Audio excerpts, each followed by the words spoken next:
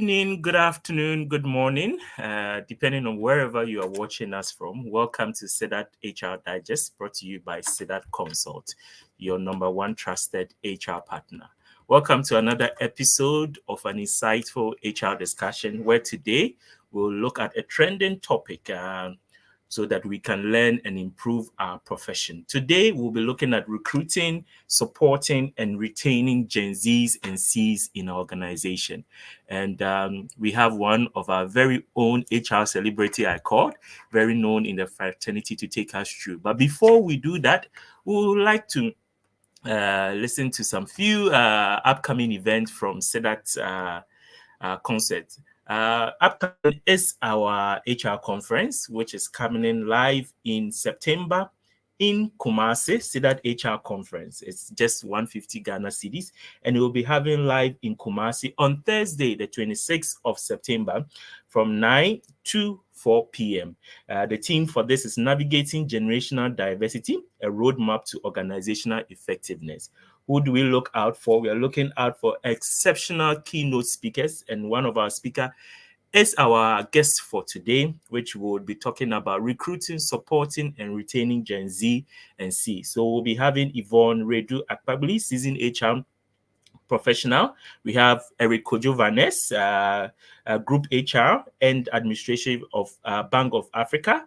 We have Cynthia Kudowu, who is the founder of HR Network and the country manager of BTL Marketing Solution.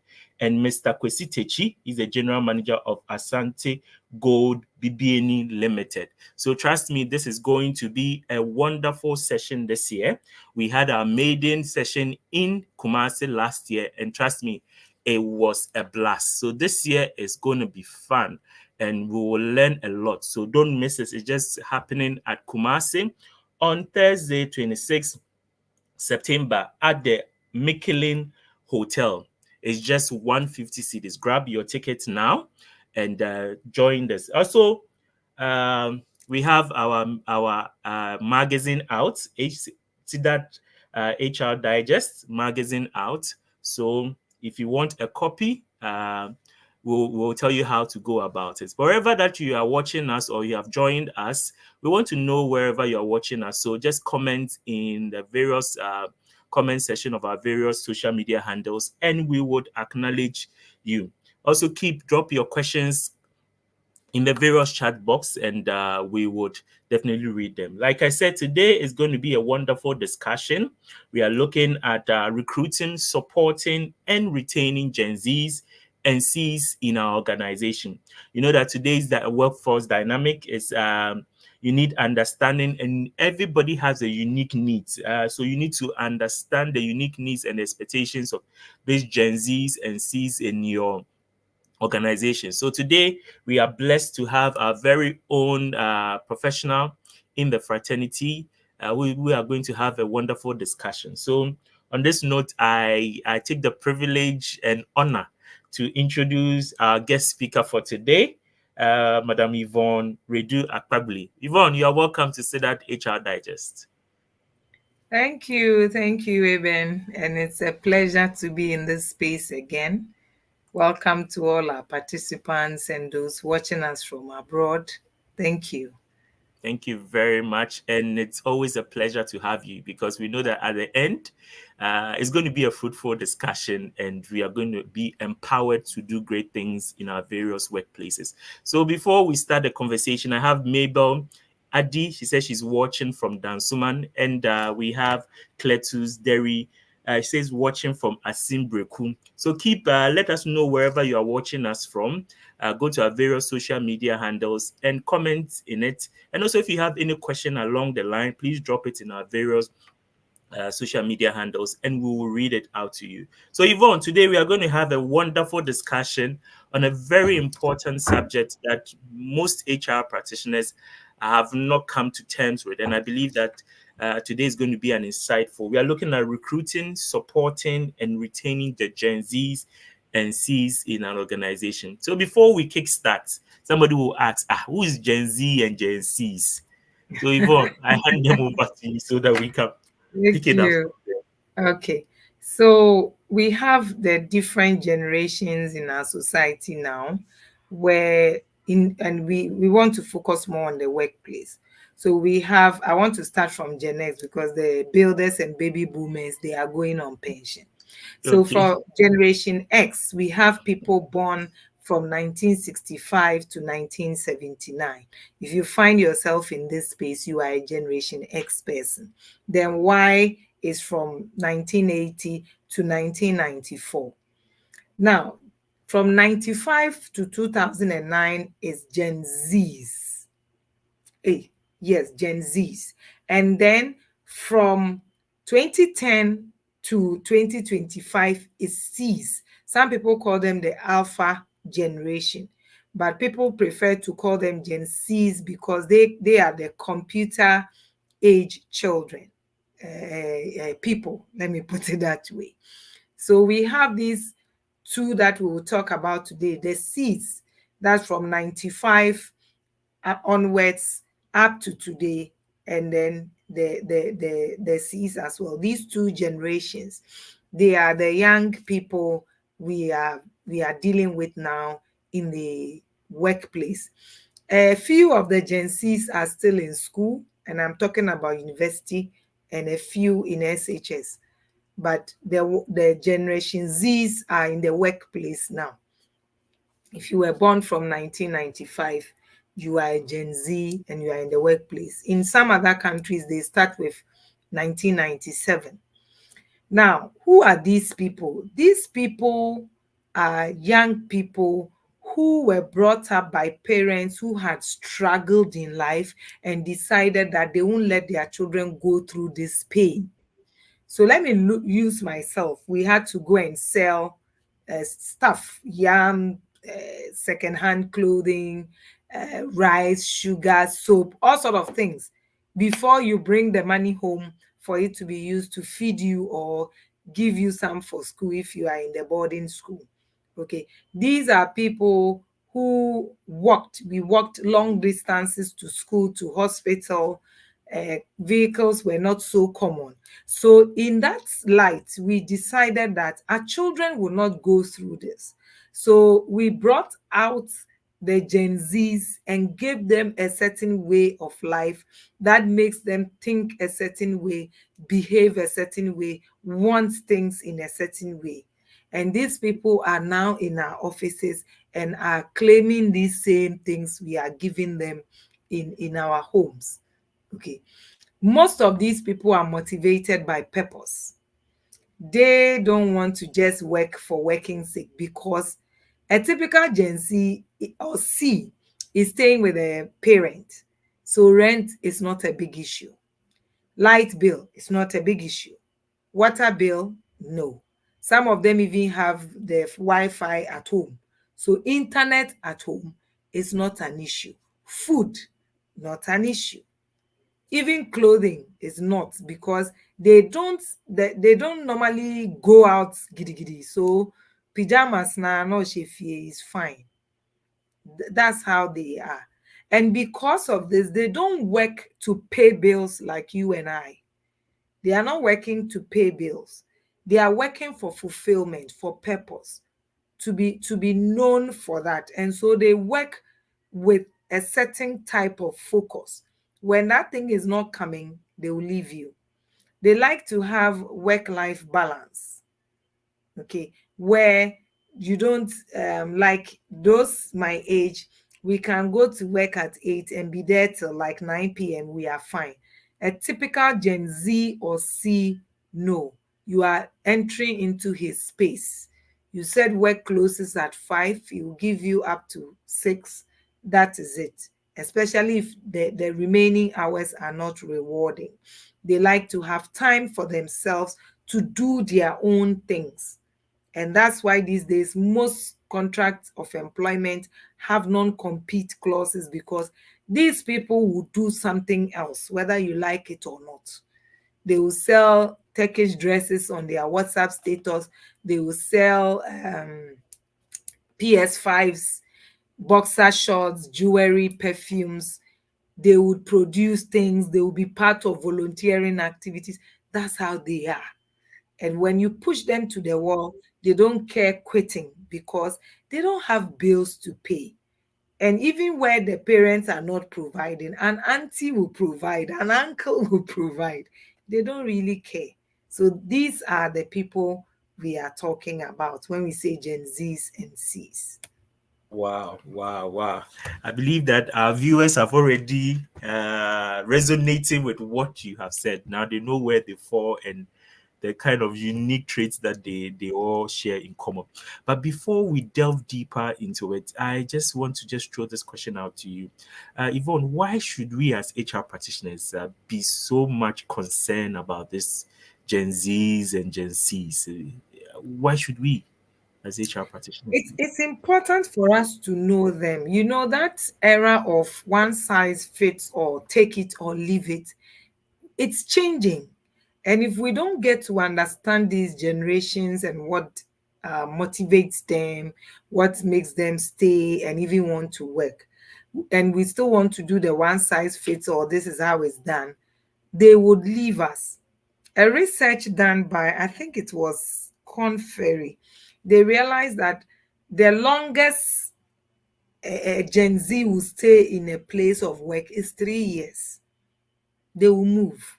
And you know that when the person moves, it's not the movement that is the issue. He's going with your trade secrets, he's going with your trade practices, and he's going to make your competitor stronger. So if you lose this person in just 3 years, you should do something to keep them at least for 5 years and get some value from them. So it's important for us to understand the various generations in our workplaces and what motivates them. Yes, there are certain things that you can do it across board for everybody, something like salary. Okay. But when it comes to benefits and some other practices like how you recruit them, it's very different. I can see an application in a newspaper asking me to bring my CV, showing me an email address or even a post box. I don't mind. If I need the job, I'll go. Agency will not even go to the newspaper. First and foremost, that's not the place they get their information. And so you need to understand these different categories we have, what makes each of them tick. And then as a practitioner, you meet each of them at their point of need. If you would observe BNFT and graphic, you see that most of the job adverts there are for senior levels. And these are people who are Gen X's and Y's. We still read newspapers. Yes, there's an app that will give you everything. We are not techie savvy like the Gen C's and Z's. We still like to read hard copy. So people will send me e-copies of motivational books like there's one what's the name, po? The Habits of Millionaires, and very good books. I want the hard copy. Me, I want to hold it. But a Gen Z or C, it will ask you for the e-copy and they are fine. So if you don't know how these people operate, you are sharing information to staff and you have put it on your bulletin or the notice board. These people will be left out. They will not read. They won't catch it. Okay. And so it's important to understand and know that we have different generations. There are different things that motivate them. There are different ways they learn. They like their leadership to be different. In researching for today's session, they even talked about different toys that motivate these generations. So where a Gen Y is looking for freebies and a Gen X is looking for scooter, a Gen Z is looking for that spinning something, that three thing that they spin, and then PS5. Okay, where my generation, we like games that we can touch each other and feel each other. These people, they can stay in their various homes and they are playing a game together online and they are fine. Before you see, you hear your child screaming in the room, go! What is happening? Mommy, we are playing a match. Only why? They are online. You and who are playing the match, they are online. But if you don't understand the generations, you go and rent AstroTurf, that there's a match between Department A and Department B, and you realize that only a handful of people came for the match because it doesn't resonate with the younger generations. It doesn't. So you really need to understand it so you can attend to their needs according to their ages. Wow, wow, wow. Thank you very much. So, if you just join us, we've just started our discussion. We are looking at recruiting, supporting, and retaining the Gen Zs and Gen Cs in our organization. And our guest speaker is Yvonne. She's well known in the fraternity. She just told us that it is very, very key to know this kind of generational gaps that or generational or people that you have in your organization in order to meet their needs and expectation, to retain them and get the best out of them. So if you just joined us, we've just started, so don't worry, there's much more to learn. Drop in your comments or your questions and we'll gladly answer them for you. So we'll dive deeper into recruitment.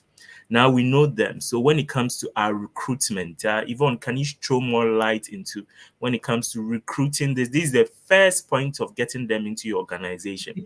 So how would Yeah, you go about it? Now you know them. What do you need to do to attract them? So if you can throw more light into that, it will be grateful. good. So these people, first and foremost, you must have a brand purpose that resonates with them, what we call the corporate or company branding.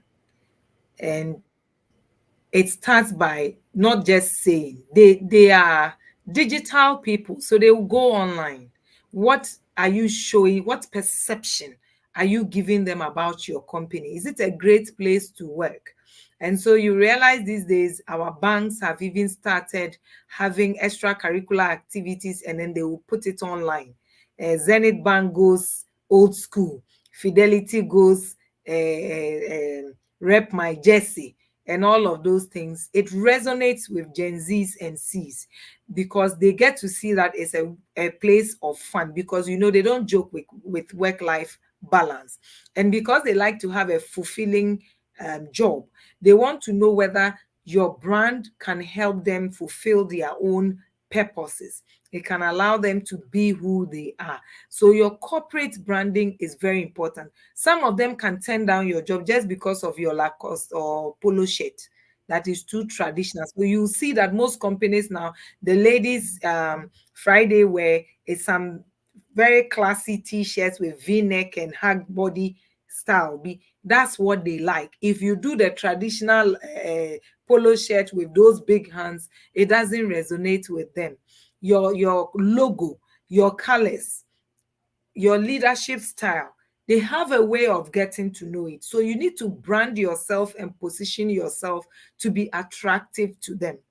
Then also, how do you advertise the job? What media are you using? If you are using newspaper, you've missed it. They will not read it.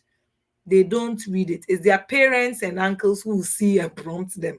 They will not see it. So you leverage on social media and your own website.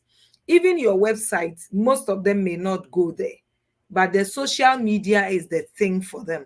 LinkedIn, Instagram, I've observed, is one of the places they love to be. Snapchat and then X, you will get them. Let the advert be catchy. Don't have too many words. Those people, they don't have time.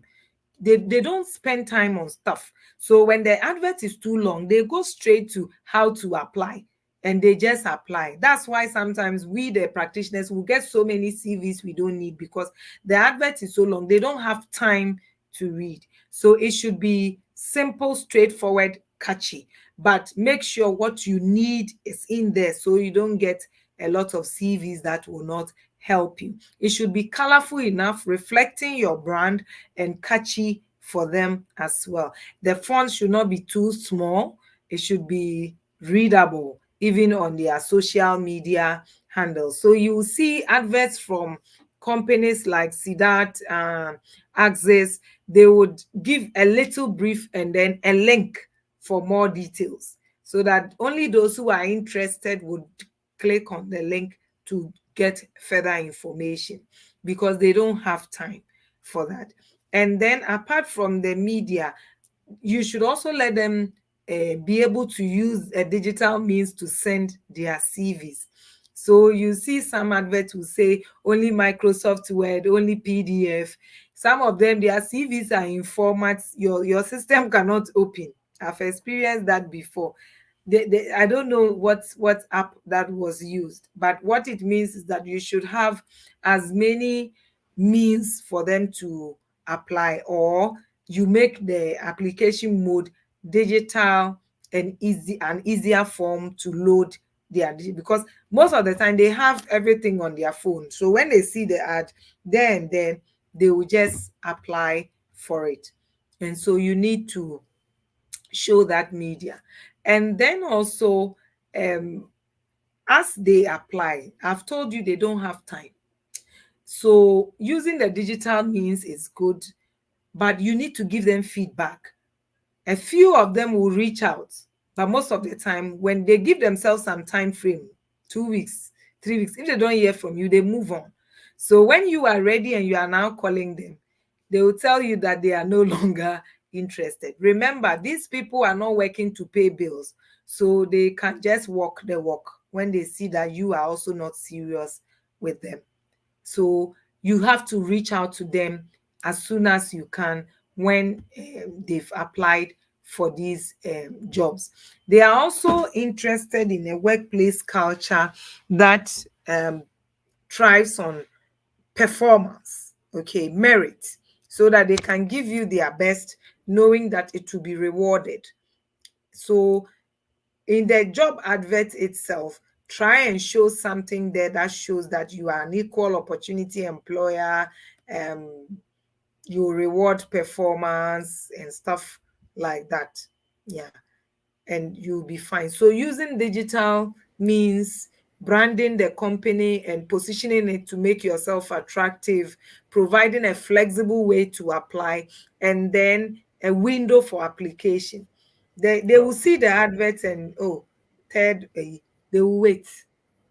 Then the day of the deadline, that's when they are sending their CVs. And so you see most of the adverts will say deadline is midnight 31st August. So if you send it 12:01, it will not be considered because they like to do last minute stuff.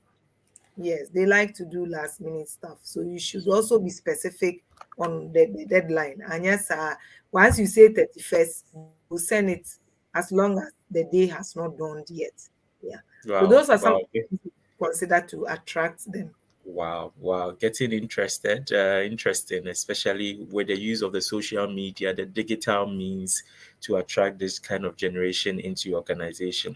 So it's getting interesting, and I'm looking ahead of the conference, looking at how Yvonne is taking time. Trust me, she's one of our speakers at the conference, so you don't want to miss it. It's just going for 150 CDs at the Michelin Hotel, Only, Kumasi, September only, only. 26. So please, this is just a tip of the iceberg. So please try as much as possible to grab your ticket. So the link will be shared into our comment section.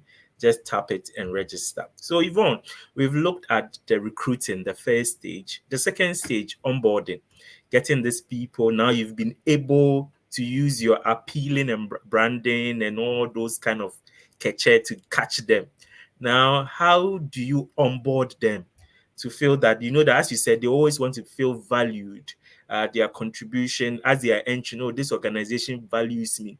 And we normally make a mistake during the onboarding. So in this kind of gaps that this generation that we have, how should we approach their onboarding process? So onboarding starts before they come into the company. As soon as the person has accepted your appointment and is ready to join, you start engaging them. You start engaging them. There's one company, they will even put together all your souvenirs and bring it to your house a week Wow. before you come in. Yes. And you can imagine how this person will feel. You open the box, you have your polo shirt, your round neck, your cap, your pen, your book, your diary, your calendar. It makes them feel good and indebted. So if you can do it before. But if you can't, you can just send a simple email to them, letting them know you are looking forward to meeting them. When they come, they should look for Aben. Aben is the so and so, and you help them. And because they don't like to grope in the dark, you can add a picture of Aben and Aben's contact number and email so that they can fish for things themselves when they get in there. The day before they join, they come in, reach out to them to see if they have any challenge that they would want you to help them. Give them Google Map again even though they used it to come for the interview. Give them another one so that on that day they can be there on time. And then tell them if they are having any challenges reaching the office, they should call this person on this number for assistance. When they get into the office on the first day, someone should be ready to meet them. They get frustrated when they come and they have to sit and wait. And especially where you, the HR, you've not informed staff that today we are expecting a new person. People are just passing and going and passing and going. They feel strange and left out. And that's where they decide that I have made it 3 months. But here I'll spend only 3 months because of that treatment. So you tell employees that today we are expecting a new staff. She's called Yvonne. This is her picture. In case you are coming in and you see her at the front desk, say hi to her. And everybody is saying hi, welcome, welcome to see that. It's a nice place to work in. Which department are you going into if they don't have it yet? Or, oh, you'll be working in the department with Ebenezer. He's a wonderful manager. And the person feels good. And then make sure their desk is ready with everything they need to work with. Their computer is set up, or it will be set up that day. They don't like to just come and sit and be waiting. And then that orientation process where one person will come and talk and go, another person will come and talk and go. They don't like it. So you can package this information into very beautiful packages, digital, I mean, because if it's on paper, they will not read. With some pictures and diagrams and send to them. Do the office tour. You can even do a virtual tour for them on the day one, and they will be fine. Another thing too that I've observed makes the onboarding good for this generation is that discussion with their manager to let them know what is expected of them during their probation period. What do you want me to do? What behaviors do you want me to exhibit? How do you want to see me? So in that discussion, they get to know exactly what is expected of them. And trust me, if the manager is able to express it well, they hit the ground running. And then also, because they can be a bit, how do I put it, off the radar, the onboarding period is also the time you let them know the do's and don'ts of the company, because they can easily slip in their innovative and creative behaviors. They can go overboard. So that's also the time you make them understand your policies, your rules, regulations, and make it, package it in a very nice way so that it's easy for them to understand, it's easy for them to know, and then have it in their head. So you can have an policy where you give it to them, one that they cannot forward, they cannot copy, they cannot. The IT people know how to do that thing, and so it's just on their phone. Okay. And then because they also use their phones for so many other things, if you are not giving them an official phone, you may have to let IT help them to do the segregation. So they have the office space and they have their personal space, because you can't prevent them from going on social media. They will die. So they will just leave if you bring that in. And then regular check-ins, because they like to be autonomous. When you do too much check-ins, they feel you are micromanaging them, and it doesn't help with their onboarding. So you can do, if it's a 6 months probation, you can do 2 months check-ins. If it's 3 months, monthly check-ins, where you are looking at the expectations you gave them for goals, expectations you gave them for behaviors. What have they done? Where are they doing well? Then you commend them. Where are they not doing well? You give them some tips to improve on their performance, and then they will be fine. They also like to know where to get help. And so during the onboarding, you need to let them know who is where and how can they get help. So because they don't like to be in the dark.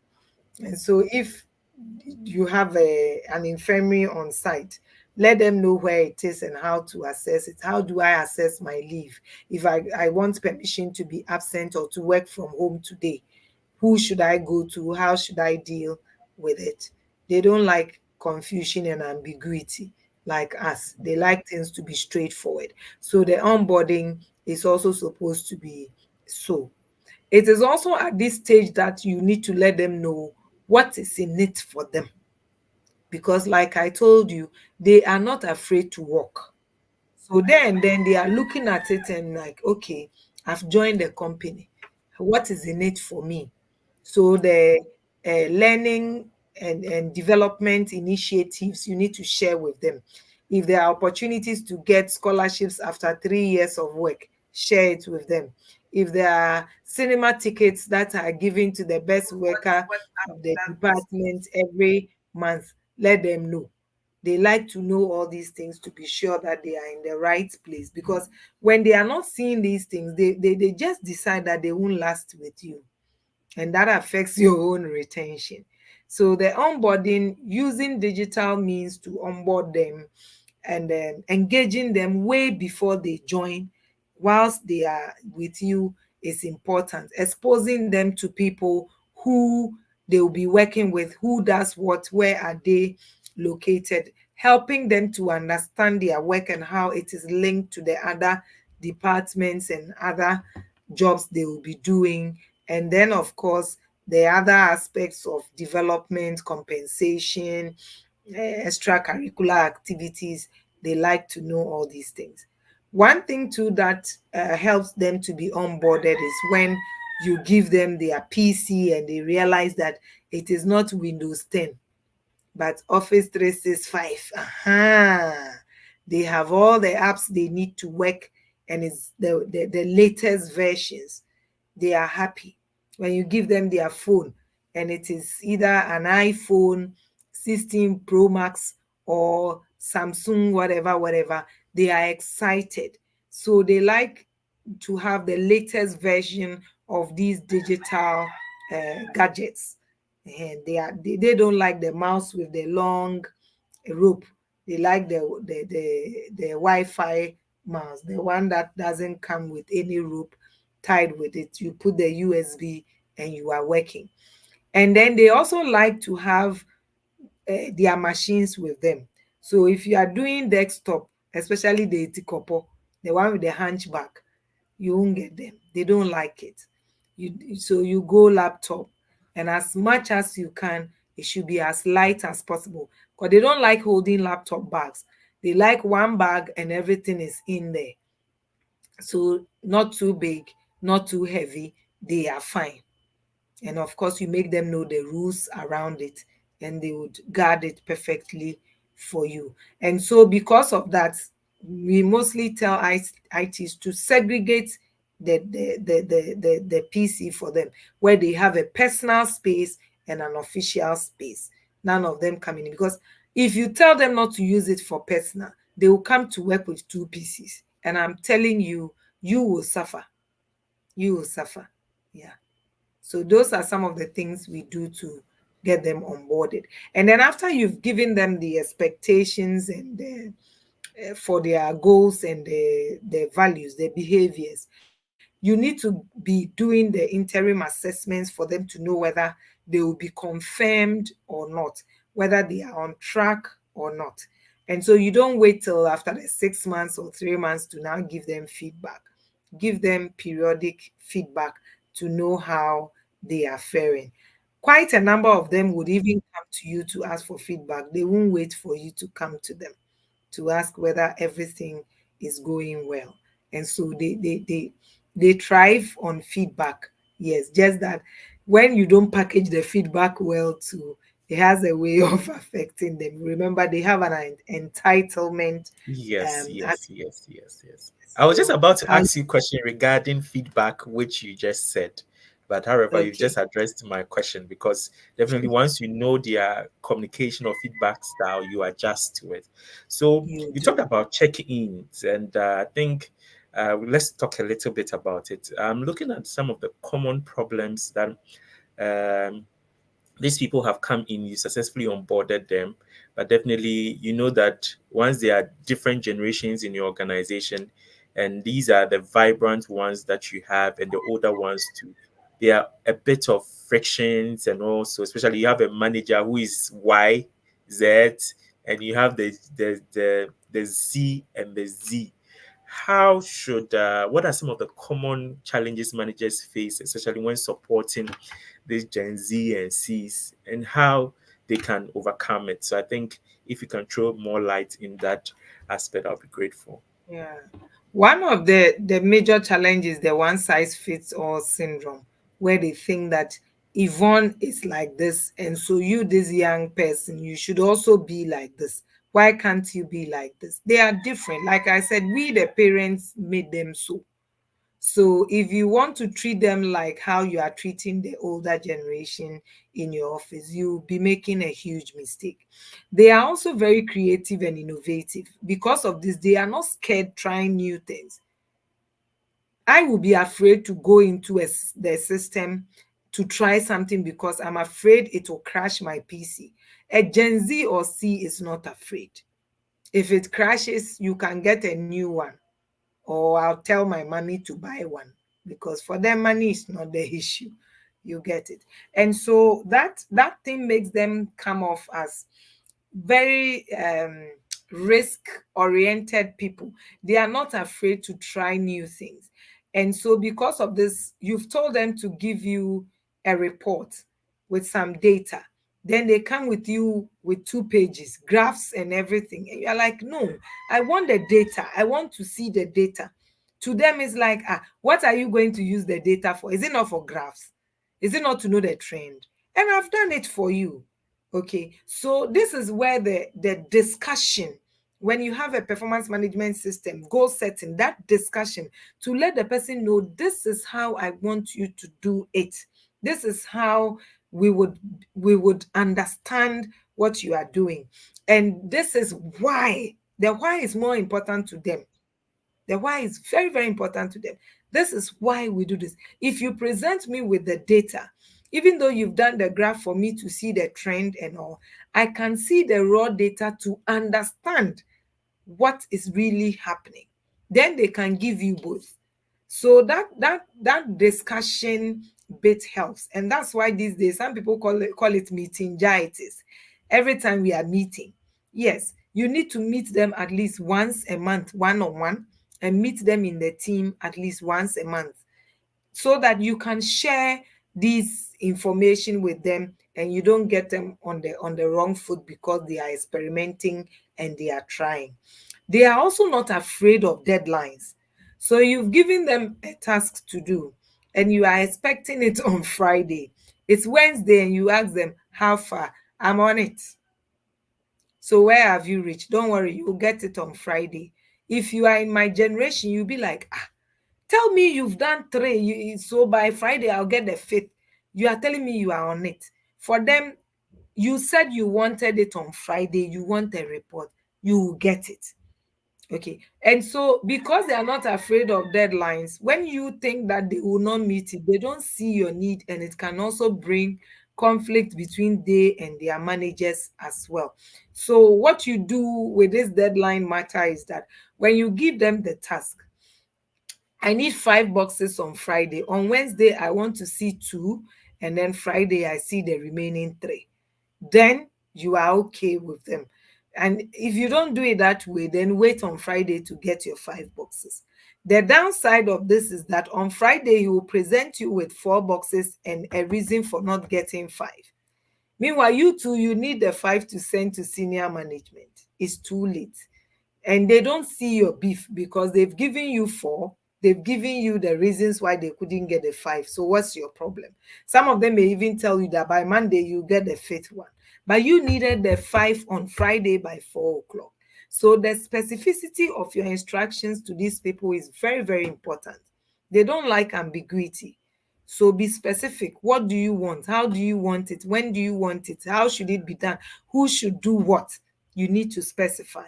Other than that, there would always be that conflict situation. They are also very bold. They speak their minds. And so sometimes older managers see it as disrespect and arrogance, but it's not. They will speak their mind, they will share their views, and that's fine. When you try to shut them up, they also shut up forever and ever. Even when they see you going through the fire to burn, they will not talk. They will keep quiet. So you need to have a good way of balancing this aspect of their lives. The fact that they are bold, it doesn't mean, and they speak their minds, it doesn't mean they are arrogant or disrespectful. And we tell Gen Zs and Cs too that because of these differences, package your information well. It is not at a meeting that you tell your manager you are wrong. That solution will not work. No, there's a better way of saying that. I think if we try this other solution, it will work better than the one you are proposing. This is because then you give your reasons. Yeah. So it's more like roasting the plantain, you know. You turn it here and turn it there. You get bent a little, but at the end of the day, you get a well roasted plantain at the end of the day. So these are some of the issues that bring the conflict. The last one I'll talk about is that this generation focuses on results. They don't focus on process. You said you want 5 boxes. 5 boxes now, Benya. You will get 5 boxes. How I bring them is none of your business. That's how they are. But my generation and the older generation, we are interested in the process. And so that's where the deadline matters also come in. You want 5 boxes, you have to let them know how you want it. Other than that, all they know is you said you want 5. They'll bring you the 5, and you should forever hold your peace. Yeah, because they focus on results. They don't focus too much on processes, except Wow. where you described it to them. Yeah. Wow, wow, this is really, really insightful. So, if you just joined us, we are about to wrap up, but still, there's a lot to learn about recruiting, supporting, and retaining the Gen Zs and Cs in our organization. And Yvonne, our guest speaker, one of the well known, I say, HR celebrity, taking us through this. And we are now delving into retaining. Now, we've looked at the recruiting, the supporting, where it has to do with the onboarding and all the necessary.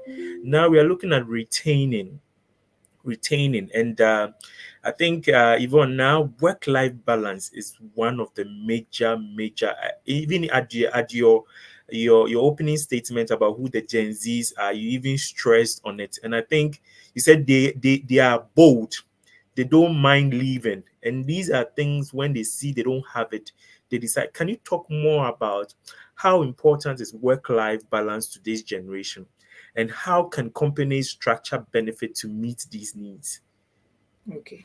So one of the things we can do to retain these people is the work-life balance. It starts with the flexible work arrangements, where they for them, especially those whose work allows for it, they don't see why they should come and sit in their offices when I can be home and do so much more from 6 a.m. Why should I go through the traffic, come and sit here, and even they're sitting here, nobody is talking to me, everybody's busy on their machines. Then 5 o'clock, I pass through the traffic again and go home, where I can be home, and by Wednesday, I'll give you the 5 boxes you said you want on Friday. It's an important aspect for them. It's very attractive to this generation when you have a work-life balance arrangement. I'm talking specifically for the flexible work for now.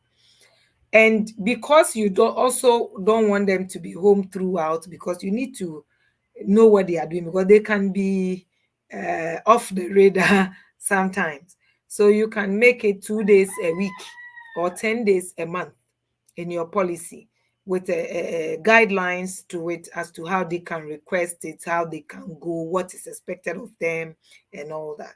It makes them stay. It makes them stay. This is also because, like I mentioned earlier, they like to do things that bring value, that enhances society, all those CS, how do we call that thing? Civil society work. They like it. And so when your work is not allowing them to do those things, they will leave you.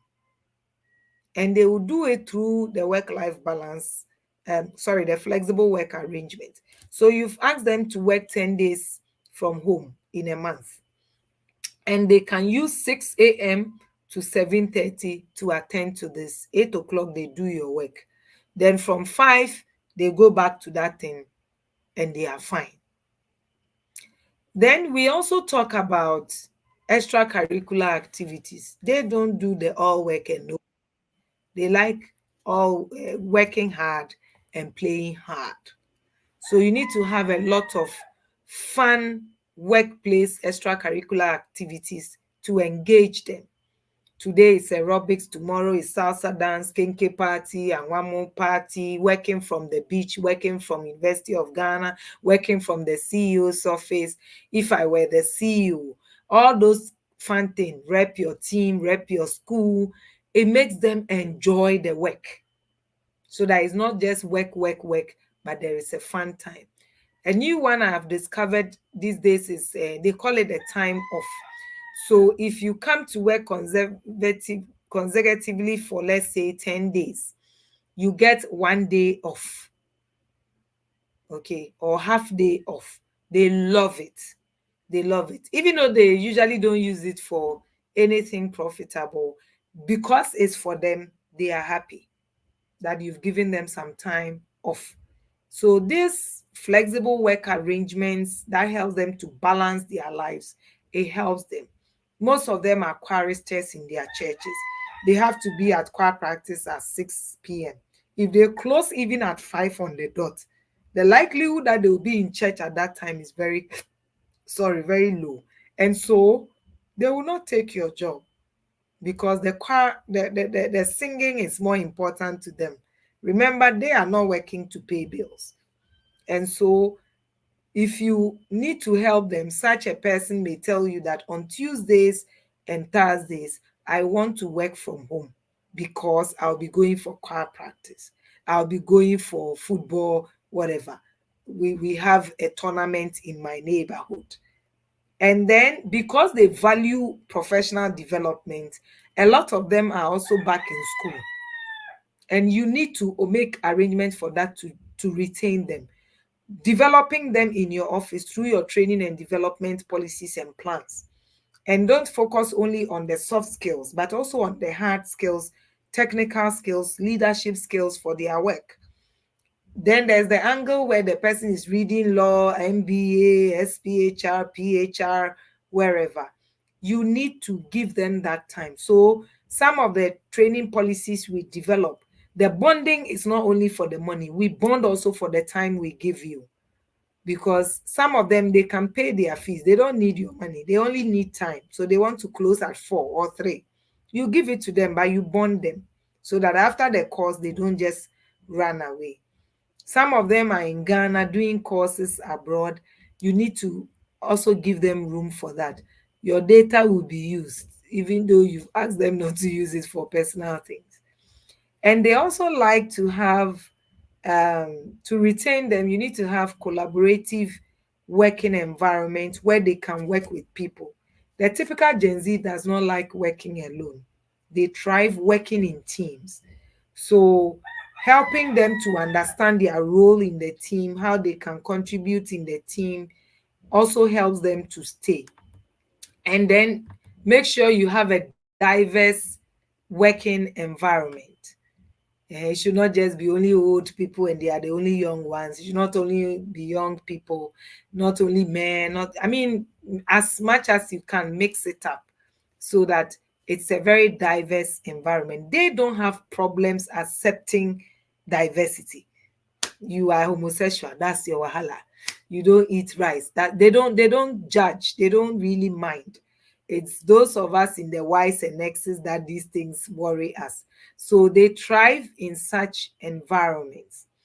Now, I left something out with the work-life balance. Let me go back to it. It's on the issue of lunch and the breakfast.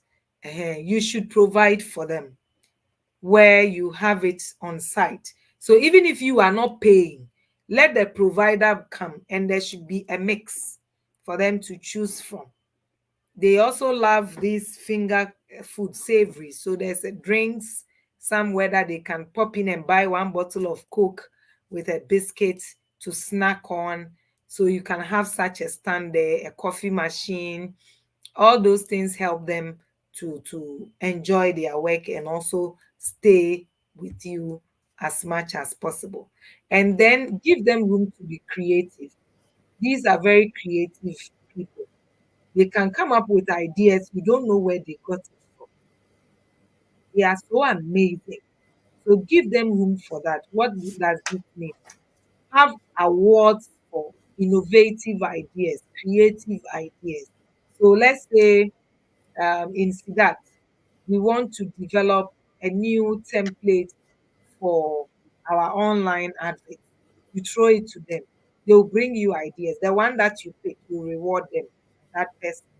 You see that they will keep bringing you new ideas and they enjoy such an environment. Another thing to do Wow. to them is autonomy. Grant them autonomy. When you give them the task and you've explained it, allow them space to work on it. And then reasonable leadership. They don't like leaders who treat them like they are children. They see themselves as professionals, so treat them as such. No matter how young they are not your children.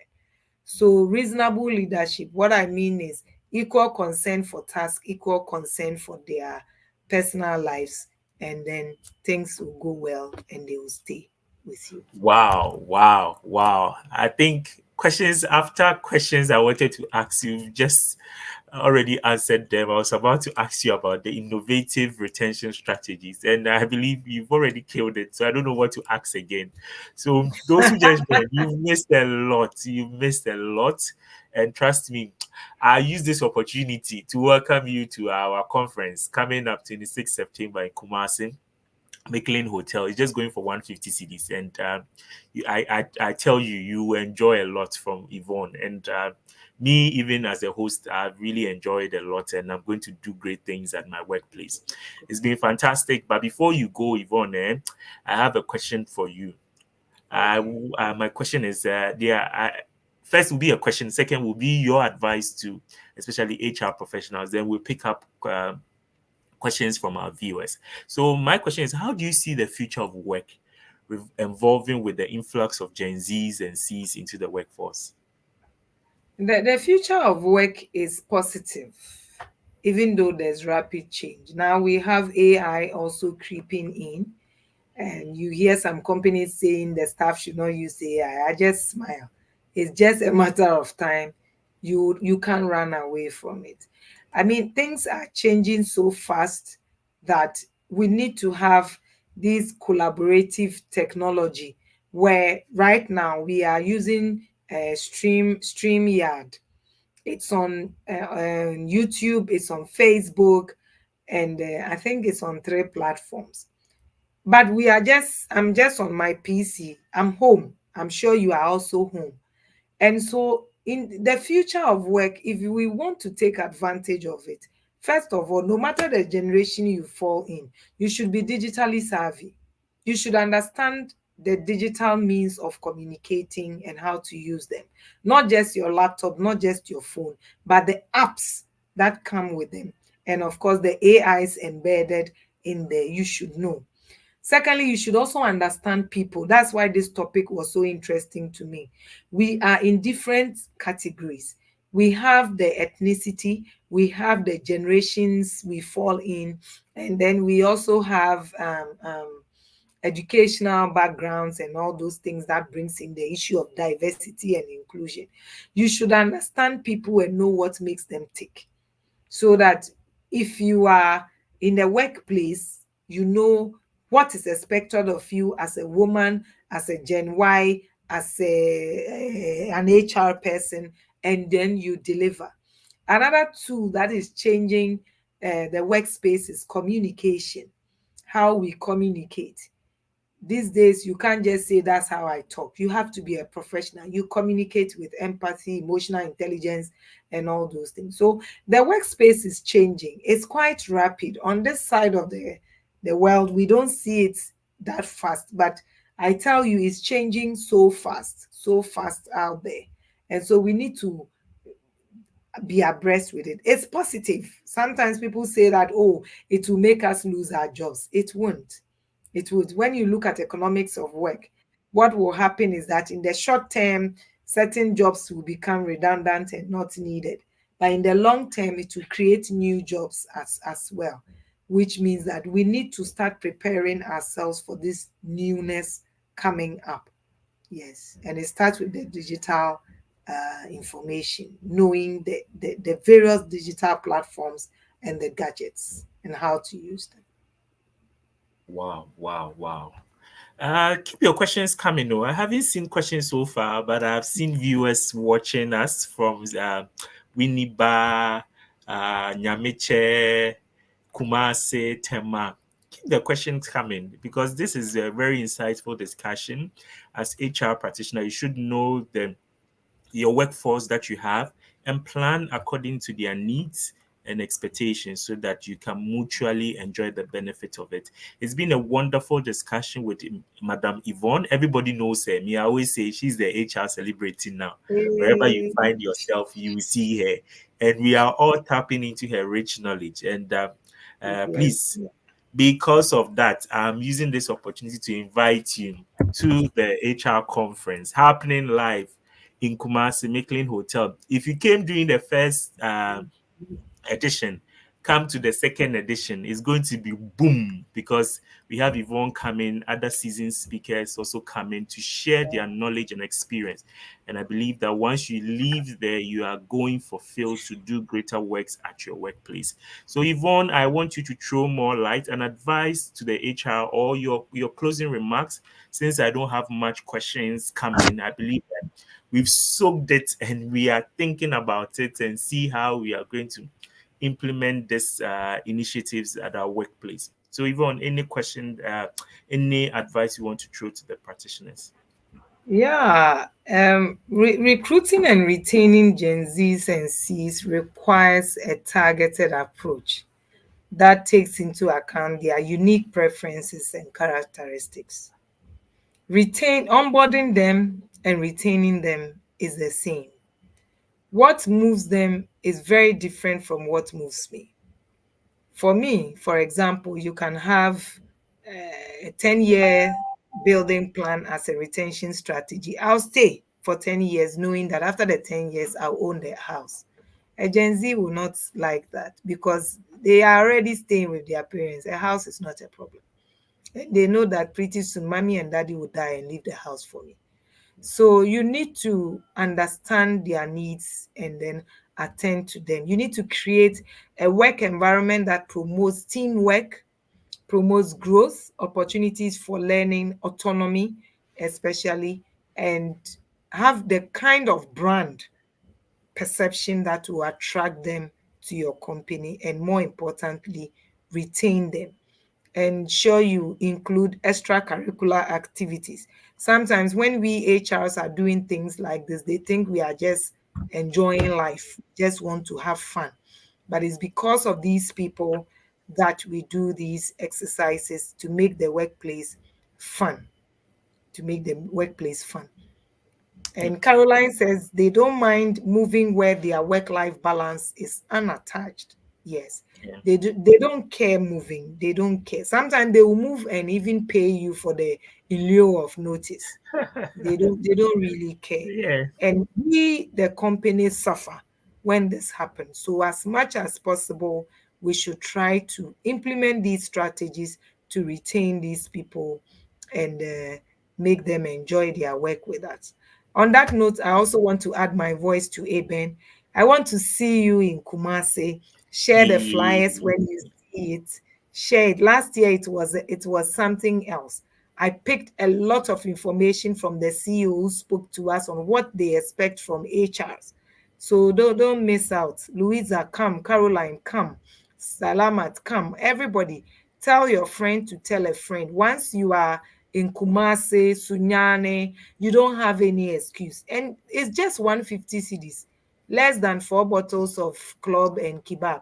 Sacrifice and come, and let's learn to improve our practice and make companies in Ghana very, very valuable, very, very successful, so that even when we are moving from company A to company B, we will not be afraid to move. Yes, Anita, I'm expecting you, Akosia. Let's all see each other in Kumasi in September. In September. Thank you very much, Aben. Thank you, Sidat, for this opportunity to share. And thank you for all those who have tuned in now and those who will tune in later to watch this episode. I'm Thank grateful. you very much. Thank you very much, Yvonne. It's been a wonderful discussion that we had with you. And we talked about recruiting, supporting, and retaining the Gen Zs in our organization. And Yvonne has really killed it. So I also use this opportunity to also entreat everyone, every HR practitioner, to also join our upcoming HR conference in Kumasi. The rate is just 150 Ghana cedi. Yvonne said it's just less than 2 kebab and more. So please try and come. The theme for the event is Navigating Generational Diversity, a Roadmap to Organizational Effectiveness. It's happening on Thursday, the 26th of September, 2024 at the Micklin Hotel. 9 a.m. to 4 p.m. It's a whole day activity. Trust me, you would enjoy, you will eat, and you'll be refreshed, and you come back well empowered to do great things. So to participate in it, just go to our various social media handles. You see the registration link there. Please join, tap on it, and register to participate in it. And also, I'm also glad to announce to you, those who missed, we have launched our 𝐀𝐝𝐦𝐢𝐬𝐬𝐢𝐨𝐧 magazine, our first edition. So if you just want to grab a copy, just go to, just look at our comments. There's a link there. It will direct you to the page. It's actually free. Whatever that we give to you here, we have done it for the other generation. As Yvonne said, they want to have a feel. So this one, we are not doing the hard feel, we are doing the electronic feel. So please go there and have a feel of our new magazine. And trust me, you would enjoy it. So it's been a wonderful episode today. And trust me, say that it always brings you nothing but the best. So we say a big thank you to our guest speaker, Yvonne Redu Akpagli. She's an HR specialist. Doing so many wonderful things in the industry. So we say a big thank you to her. And this 𝐀𝐝𝐦𝐢𝐬𝐢𝐬𝐢𝐸𝐻 HR Digest has brought to you by 𝐀𝐝𝐻R Consults, your number one trusted HR partner. And what do? We provide a whole lot of HR services. How do you contact us? You can reach us by phone. Our location, we are at Ashaman Roundabout off the Michelle Camp Road near the CBG Bank Tema. So you can also visit our website, www.𝐀𝐝𝐦𝐢𝐬𝐢𝐬𝐢𝐸𝐻.com, or write to us, info@𝐀𝐝𝐻Rconsultlimited.com, or call us 0244-629-245 or 0550-883936. So we wrap up the session for today, and we wish you a very good evening and a very blessed week to do great things at your workplace. So from all of us at 𝐀𝐝𝐻R HR Digest, we say enjoy your evening and see you next week. Thank you. Thank you. Bye.